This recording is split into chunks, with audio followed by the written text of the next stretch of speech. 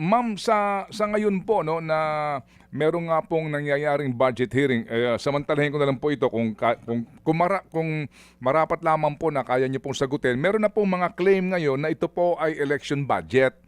At meron nga pong sinasabi na meron alokasyon, yung Local Government Support Fund, etc., na umano ay gagamitin po ng administrasyon sa pagpili ng mga LGUs na makakatanggap ng mas malaking halaga, ng mas malaking alokasyon kasi nga daw po election budget. Yan po ang claim ng mga nagmamasid sa budget at maging yung ilang pong oposisyon na nagsasabi nga na ito pong budget na propose ng Presidente sa NEP ay election budget po. Meron na ho bang reaksyon dyan, Presidente?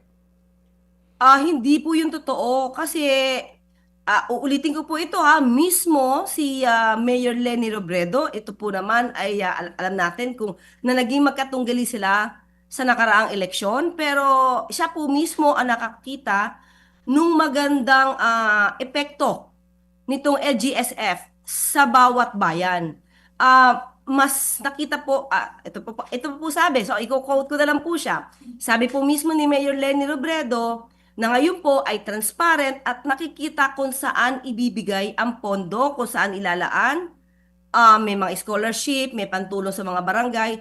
So, mas na-appreciate po ito ni Mayor Leni Robredo. Ibig sabihin, kung ang tipo po ni Mayor Leni Robredo ay nakikita ang kagandahan po ng LGSF para sa pagtulong sa bawat bayan, wag na po sanang bigyan ng kulay ng ibang mga siguro obstructionist or mga taga-oposisyon.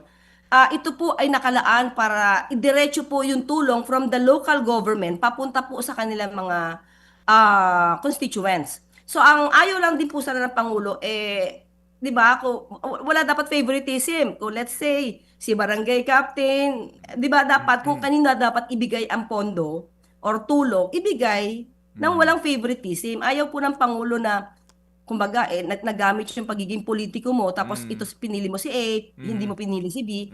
Ayaw po ng Pangulo niyan. Kung sino yung dapat nabigyan po ng tulong, dapat bigyan. Okay. So, hindi po totoo yan na pang-election po, na gastos po sa election. Kasi tulong po talaga yan sa mga lokal na pamahalaan.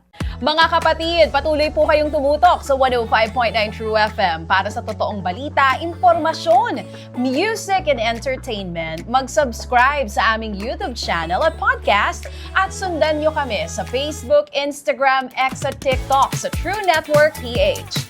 Bisitahin din po ang aming official website, truefm.ph. At panoorin din kami sa True TV Signal, Channel 19. Kami po ang 105.9 True FM.